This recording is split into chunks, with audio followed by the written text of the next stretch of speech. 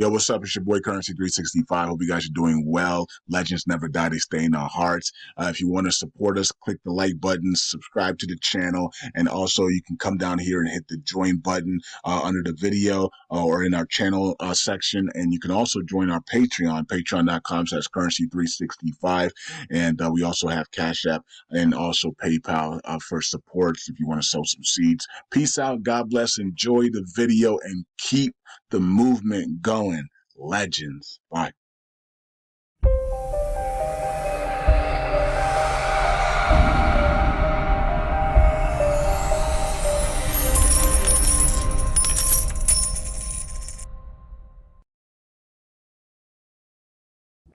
All right, all right. Welcome back to Currency 365. Hope you guys are doing well. Well, the XRP community was going through it because it looked like they had been hacked, but we realized that no, XRP Ripple has not been hacked. It's actually Chris Larsen's private account that was compromised and has been. They were able to get to it and freeze the funds and contact all exchanges and freeze those funds. So good job with him and his team to be able to do that. And those funds have been frozen. All right, so let's go through what happened here. So um, Zach XBT said it appears Ripple was hacked for 213 million XRP tokens, which is valued around 112 million dollars.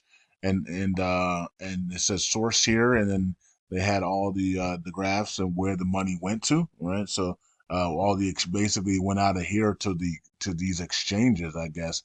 And so they were able to freeze these exchange. I'm not sure why somebody would hack somebody's account and then send it to exchanges. Knowing that you have when you send something to exchange, they usually take like anywhere between, unless your exchanges, unless you have a quick exchange and you're reputable, right? So most of the time it takes sometimes it takes between 1 hour to 24 hours to be able to withdraw, right? So, but either way, you shouldn't be hacking people's accounts in the first place, right? So, either way, it is what it is. So this is what Chris said here. He says Yesterday, there was an unauthorized access to a few of my personal XRP accounts, not Ripple.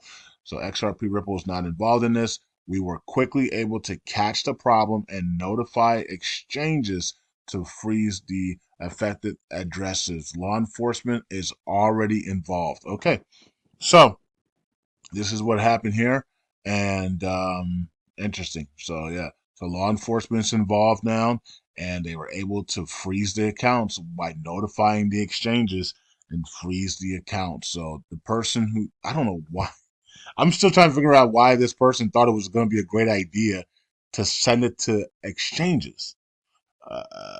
I don't understand it. I never will. I've never understood why people would hack people's accounts and then send it to exchanges.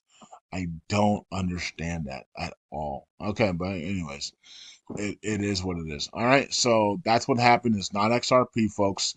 So XRP price was going down because of this, but it's not XRP. It's not Ripple XRP, and everything is fine. It's Chris Larson's personal accounts, and everything has been frozen. So all that money will be going back to his accounts, and now Chris has to figure out who did this, and if it's somebody on his team, who did he give his private keys to, right?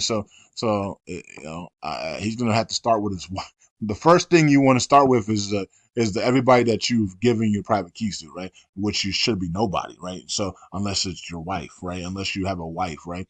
Or your children, right? Because if you die, you want them to make sure they access it. So the first thing I'm going to go through is my wife, and then my children, and it should stop there. But you never know. Maybe the other executives on the XRP board or anything might have his private keys as well, just in case something happens to him, so that they can distribute it to the family, or distribute it to the XRP, to continue to allow XRP to survive. I don't know. I don't know who was able to access these accounts, right? Um, and did they use a golden key? Maybe they don't even, maybe it's nobody in his family, maybe it's nobody in his friends, maybe it's just somebody on the outside world, maybe somebody with a golden key, right? We don't know, right? So it could be somebody with a golden key. It could be somebody in the bankers, could be somebody high up in banking, cabal, IT specialists, or hacking specialists. It could be, we don't know. And they had a golden key. We have no clue, and we won't know, right? We don't know unless Chris tells us, right? And but the problem I am having is, why would you send it to exchanges? That makes no sense at all. Um, that's just the weirdest thing ever. But thank God they did. Thank God they made that mistake and send it to all these exchanges, because he was able to get it frozen. If that person did not send it to exchanges, it would be really hard to find this money, right? Um, so, but he sent it to exchanges. So thank God, he was able. He the hacker made the mistake of sending it to exchanges, that Chris was able to then um, have the funds frozen by all the exchanges. And it's also because he's who he is, right?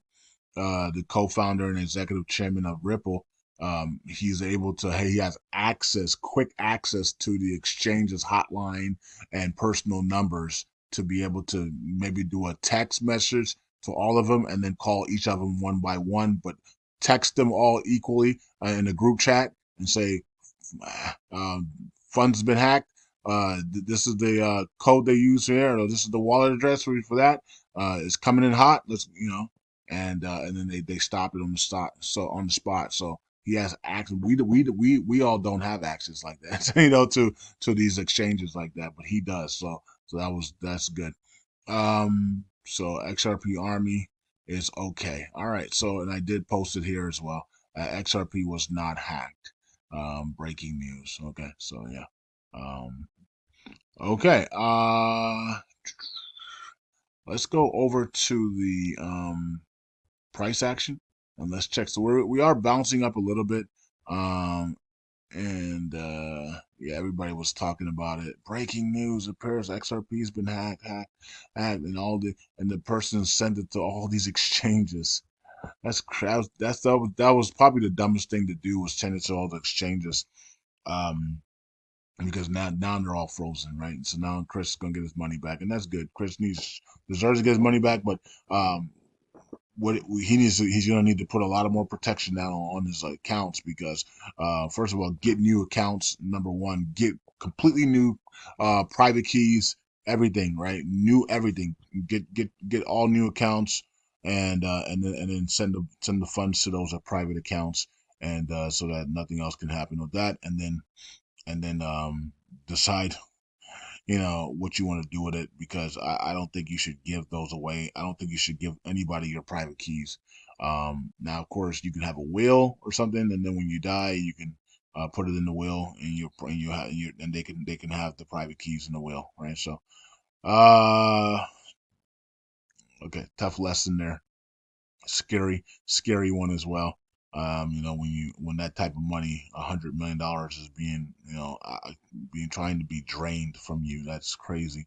And you don't know who it is. That sucks. All right, so we got down to 50, and we were able to hold that 50. And that's when the news came. That's when Chris came out and made the statement. So we were able to bounce off of that 50, come back to 51, and now we're sitting here in limbo, down 3% today. Everybody's waiting on the Fed. It's the Fed day today. Everybody's waiting on the Fed. So interesting that this happened before the Fed meeting. Like, and I talked about yesterday that maybe Jim Cramer could come out and say something before the Fed's talk as well. So XRP, or XRP's chairman hacked, before the Fed meeting, and then you have, and then now probably Jim Cramer's gonna probably come out and speak before the Fed and give his prediction on Bitcoin. Interesting day today is already, and the Fed hasn't even spoken yet. So we still got some more things that's going to happen. Maybe Jim Cramer might give us thoughts on Bitcoin here before the Fed, and then we'll hear the Fed speak at 2:30 and Jerome Powell, and we'll see what the markets do. So I'm gonna be ready to go. So I'm gonna be playing Solana. So I'm gonna either go long on Solana with a 50x leverage or going short. And this, of course, is isolated leverage trading. It's not trading where you lose your entire account, right? So you only lose what you put in. So I put $2 in, I could only lose $2 on a 50x leverage. I can't lose my entire account. My entire account it's not liquidated. Okay, so it doesn't hurt. It doesn't hurt you and doesn't hurt the markets and all that stupid stuff, right? That these other people do. Okay. So that's what's going on, folks. Okay, so we're at 50 cents here, and market cap is 3%, and volume is 91 percent the upside, or 91%, right? Positive today. Okay, so that's where we are, and let's check out the 7 days. And we've been down 7 days, and not much has been happening here on XRP. XRP has just been blah. It's waiting for the end of the